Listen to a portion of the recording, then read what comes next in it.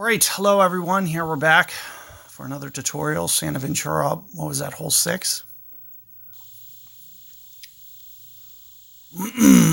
Par 4 here. And what we're going to concentrate on this one is probably putting it out towards the right into the fairway. I try to take the more practical route, especially from the third tee box. We'd have to get a nice tailwind for me to really go for this. One of the things that you'll see guys do sometimes is they'll try to cut it through these trees. This can be very risky. I've actually hit the trees and gone right behind a tree trunk before. So, going for these shots through the trees, and there's almost an example. You can see there's a little bit of a view, but it's not worth the risk, in my opinion, to do that shot, because you take the possibility of potentially giving yourself a guaranteed birdie by not being able to aim at the hole when you go for that. There is a good percentage chance that it won't work out at all how you're trying to get it to play out. So what you'll usually see me do is just play over here to the right, and it just leaves you very close to min thorn anyway, so it's not too bad. This with zero elevation is telling me right around 5.3 rings. You'll probably see me go very similar to that, and maybe just a little bit of counter curl just to kind of offset that wind effect a little bit. But notice that I did try to, break the ball back towards the left and try to keep it into the middle of this fairway. And as I mentioned, this will leave us mid-club to min-club. So it'll be very, very much on the short side a little bit. So here you can see, I can't tell.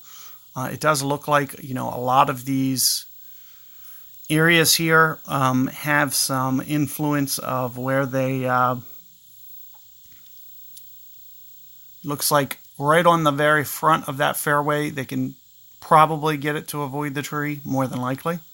So it is still going to be maybe just makeable, but you get yourself in a situation where you could have a completely shielded view, and also have too much wind tree overhang to be able to get aggressive and go for that one.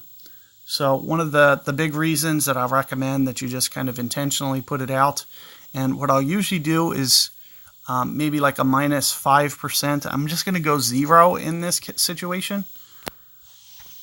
It is going to vary from time to time how I go about doing this, very wind specific. But here you can see, here's min club, and we're going to be very close to this min club number. And as I mentioned, with the elevation, this should not be too bad at all. So, putting it down here right around 2.9 rings or so, just make sure that you put that third bounce kind of right into the center of the pin. And as I mentioned, just kind of use that. Here you can see that it's 2.9 is going to be my ring adjustment.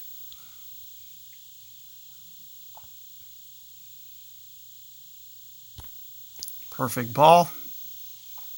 And just a little bit too much. So you can see that, comes down to fractions of inches and just not able to get that one to fall.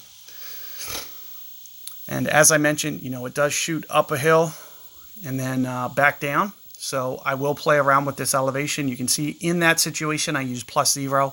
There's times that I'll go -5. You actually saw that I almost did it. Had I went -5, I would have went less rings. Let me just show you what that does. And it would have probably gone in. 2.8, that extra tenth of a ring less, and that would have went in. So just subtle differences will, make or break the way that you're able to get it.